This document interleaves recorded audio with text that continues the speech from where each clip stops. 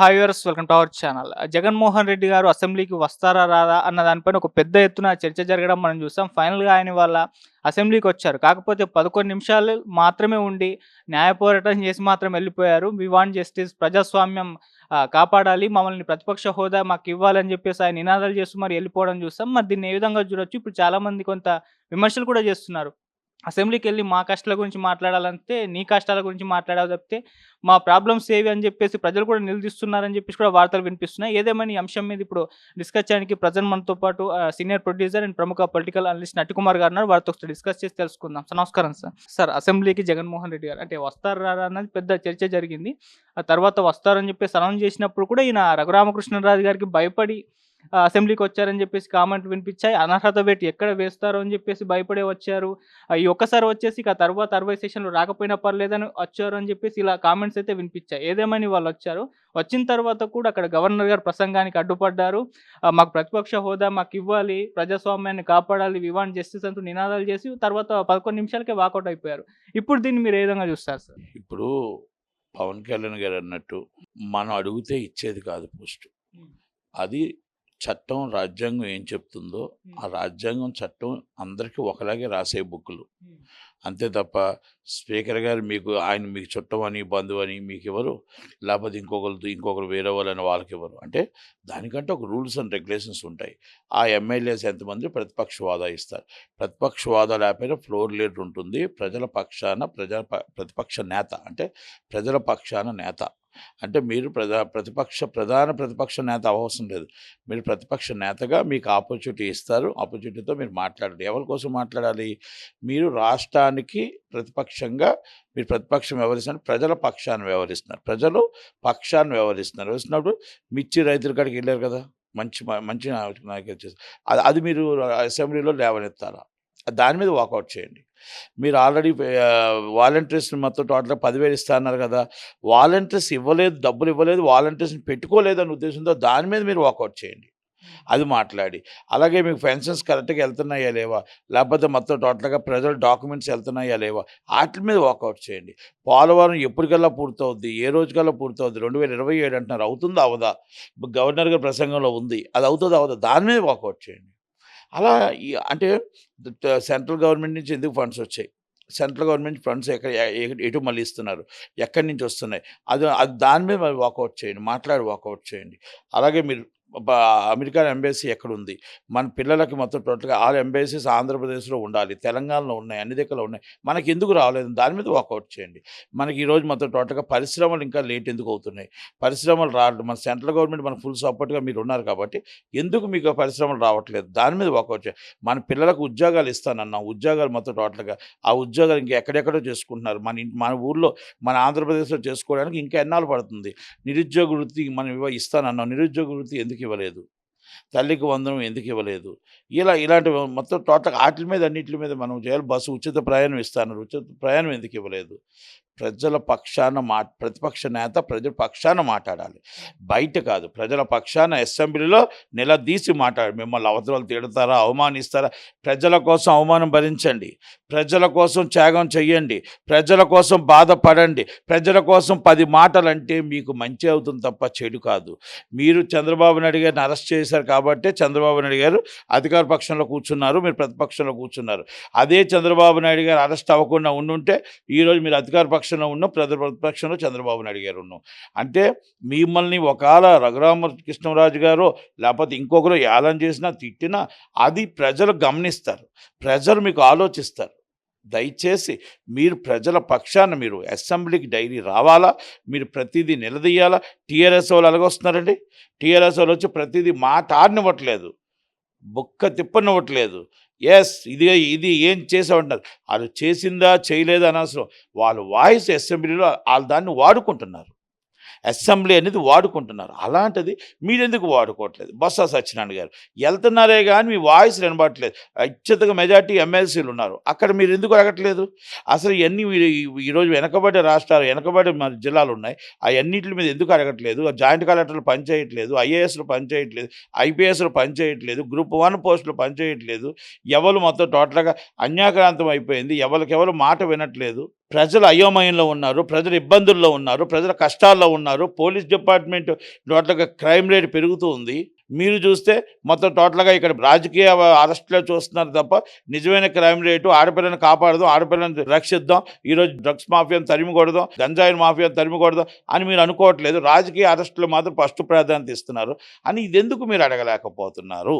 ఇది అధికార పక్షము ప్రతిపక్షం అధికార పక్షాన్ని అడగాలి, నిలదీయాల్సిన బాధ్యత ఉంది. తప్పు జరిగితే ఎవరైనా నిలదీయాలి. అప్పుడు మీకు ప్రజల పక్షాన మద్దతు వస్తుంది, ప్రజలు మీకు మద్దతుగా నిలుస్తారు. అవమానం చేసేవాడు నెక్స్ట్ 10 ఓట్లు కూడా రావు మీకు. దానివల్ల కొన్ని మొత్తం టోటల్గా మళ్ళీ ఎన్ని సీట్లు వస్తాయో మీకు ప్రజలు ఇస్తారు. ఆ ప్రతిపక్ష హోదా కదా, అధికార పక్ష హోదా మీకు ఇస్తారు. మీరు ప్రజల కోసం కష్టపడిన, ప్రజల కోసం ఉండండి. మళ్ళీ ఇవాళ ఉండి మళ్ళీ నేను పులివెందులు వెళ్ళిపోతా, మళ్ళీ నేను బెంగళూరు వెళ్ళిపోతా. బెంగళూరులో మీకేం పని అండి? మన రాష్ట్రం ఆంధ్రప్రదేశ్, బెంగళూరులో మీకేం పని? బెంగళూరులో కాంగ్రెస్ పాలిస్తుంది, బాగానే పాలిస్తుంది, వదిలేయండి. జగన్మోహన్ రెడ్డి గారు ప్రతిపక్ష హోదా అనేది మీకు అది as rule, as constitution law, ఆ ప్రకారం హైకోర్టు వారు ఏమి ఇచ్చినా, లేకపోతే స్పీకర్ గారు అథారిటీ ప్రకారం ఏమి ఇచ్చినా ఆ రాజ్యాంగం ప్రకారం రూల్స్ ప్రకారం ఉంటాయి తప్ప, ఆ కాన్స్టిట్యూషన్ ఆఫ్ లా ఉంటుంది తప్ప మనం ఏదో అడిగితే వచ్చేది కాదు. మీకు ఆల్రెడీ ప్రతిపక్ష హోదా ఉంది, అంటే ప్రధాన ప్రతిపక్ష హోదా కాదు, ప్రతిపక్షం ఫ్లోర్ లీడర్. మీ పార్టీకి మీరే లీడర్, మీ పార్టీకి మీరే నాయకుడు. వాళ్ళు గుర్తించాల్సిన అవసరం లేదు. టీడీపీని ఎందుకు గుర్తిస్తారు? ఇంతకుముందు మీరు ప్రతిపక్షాలు ఉంటారు, ఇష్టం వచ్చిన తిట్లే, ఆయన అవమాన పడలే, కన్నీళ్ళు కూడా పెట్టుకున్నాడు కదా, కన్నీళ్ళు పెట్టుకొని ఆయన వెళ్ళిపోయాడు అసెంబ్లీకి. ఆ కన్నీళ్ళే ఆయనకు అధికార పక్షం తీసుకొచ్చింది, ఆ అరెస్టే ఆయనకు అధికార పక్షం తీసుకొచ్చింది. మీరు లోనికి వెళ్ళడానికే భయపడతారు ఎందుకు? వాళ్ళకి మీరు రేపు అధికార పక్షంకి ఎలా రాగలుగుతారు? ప్రతిపక్షంలోనే కూర్చోలేకపోతే, ప్రజల కోసమే మాట్లాడలేకపోతే మీరు రేపు అధికార పక్షానికి ఆడటానికి అవకాశం ఎక్కడుంటుంది? జగన్మోహన్ రెడ్డి గారు అని అంటూ మీరు ఒక్కసారి గుర్తుపెట్టుకోండి. జగన్మోహన్ రెడ్డి గారు మీ దగ్గర మీరు ఇచ్చిన పోస్టులు, ఓకే, మీరు ఇచ్చిన పోస్టులు చాలామందికి లేని వాళ్ళకి ఇచ్చారు. నందిగం సురేష్ గారికి ఇచ్చారు, చాలా మందికి ఇచ్చారు, మన సత్యవతి గారికి ఇచ్చారు, మన వంగ గీతా గారికి ఇచ్చారు, గురుమూర్తి గారికి ఇచ్చారు. లేని వాళ్ళకి రాజకీయం నేర్పించడం కోసం ఇచ్చారు. కానీ రాజకీయం వాళ్ళు నేర్చుకోలేదు, వాళ్ళు రాజకీయం నేర్చుకోలేదు. దానివల్ల మీకు నష్టం వచ్చింది. రెండోది, పోసాని కృష్ణమూర్తికి తిట్టడానికి పెట్టారు. ఏడి పోసాని కృష్ణమూర్తి అంటే అధికారంలో ఉండేటప్పుడే కనబడతారా? ఏడి యాలి, ఎక్కడున్నాడు యాలి? అధికారంలో ఉండేటప్పుడే మళ్ళీ కనబడతారా? అంటే మీకే కాదు, వాళ్ళకి, టీడీపీ వాళ్ళకి కానీ వాళ్ళకి కానీ అధికారం కనబడక ముందు మాయమైపోతారా? మళ్ళీ అధికారం వస్తేప్పుడు మళ్ళీ జై జగన్ అని వస్తారు, జై చంద్రబాబు. అంటే ఇవన్నీ నేను ఎందుకు చెప్తున్నానంటే, మీరు అధికారంలో ఉన్నప్పుడు మీరు ఎంతమందికి ఎన్ని పదవులు ఇచ్చారో, ఎంతమంది ఎన్ని మాట్లాడారో, వాళ్ళందరూ ఈరోజు ఏమైపోయారు? భయపడి పారిపోయిన వాళ్ళకి మీరు పదవులు ఇచ్చారు. నిజంగా మీకోసం ప్రాణం పెట్టే కార్యకర్తను దూరం పెట్టారు. మీకోసం ప్రాణం పెట్టే కార్యకర్తలందరికీ దగ్గర చేయకుండా మీరు జెండా మొయ్యమని చెప్పారు. అంటే కొత్తగా సినిమా వాళ్ళు వస్తే వాళ్ళకి మీరు పదవులు ఇచ్చారు. ఒక్కసారి మీ గుండెల మీద చేసుకొని నిజంగా మిమ్మల్ని మీకోసం కార్నర్ చేస్తుంటాడు. మిమ్మల్ని ఇప్పుడు అధికార పక్షంలో మిమ్మల్ని మాట్లాడటానికి ధైర్యంగా ఒక 10 మంది మీకు ఆడ ఉన్నారా? వాసిరెడ్డి పద్మ గారికి పదవి ఇచ్చారు, ఆమె ఇరుపై ఇప్పుడు టీడీపీ మీ మీద ప్రచారం చేస్తుంది. అలా సో మెనీ పీపుల్స్ అని మొత్తం టోటల్గా మీరు పదవులు ఇచ్చారు. ఆ పదవులు రవిచంద్రారెడ్డి గారు ఎక్కడో కాంగ్రెస్ని చూస్తే పదవి ఇచ్చారు. అప్పుడు ఒరే గిరే ఇష్టం వచ్చిన మాట్లాడాడు, ఇప్పుడు మళ్ళీ బీజేపీకి వెళ్ళిపోయాడు. So many is the peoples. మీకు అందరికీ కూడా మీరు అదే మీకు గట్టిగా మనతో పాటు ప్రాణం పెట్టేవాళ్ళు, మనతో పాటు ఉండేవాళ్ళు మీరు పెడితే బాగుండండి. ఎక్కడ చూడు రెడ్డి, పదవి చూడు రెడ్డి, ఎక్కడ చూడు రెడ్డి, ఐఏఎస్ చూడు రెడ్డి, ఐపీఎస్ చూడు రెడ్డి, గ్రూప్ 1 చూడు రెడ్డి. అంటే ఇది కాదండి. ఎస్సీ, ఎస్టీ, బీసీ, మైనార్టీలు మిమ్మల్ని రాజశేఖర రెడ్డి గారిని ప్రాణం పెట్టే వాళ్ళందరినీ మీరు దగ్గర చేసుకుని ఉంటే ఈరోజు మీ రాజ్యాంగం ప్రకారం మీరు చేసిన మంచి పనులకి 100% 30 సంవత్సరాలు పాలించేవారు. మీ దగ్గర ఉన్న నాయకులే మీ పార్టీని తప్పుదోవ పట్టించారు. మీ దగ్గర ఉన్న నాయకులే మిమ్మల్ని ముంచేశారు. అది కూడా జగన్మోహన్ రెడ్డి గారు అర్థం చేసుకోండి. మీరే కాదు, ప్రతి రాజకీయ నాయకుడు అర్థం చేసుకోవాల్సింది ఏంటంటే, రాజకీయ పార్టీ ఉన్న రోజు వచ్చి మొత్తం కాలు ఎగరేసి నేనున్నాను అని చెప్పడం కాదు. పార్టీ లేనప్పుడు వచ్చి మీ దగ్గర మీరు ప్రతిపక్షంలో ఉండేటప్పుడు మీకు అండగా నిల్చునే నాయకుడు నిజమైన కార్యకర్త వాడు.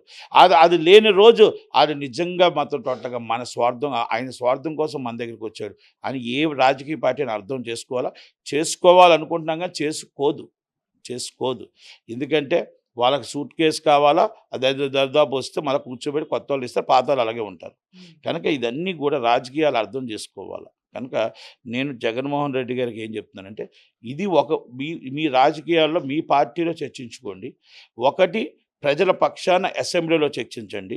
ఈ 2 మీరు చర్చిస్తే అధికార పక్షాన రావడానికి అవకాశం ఉంది.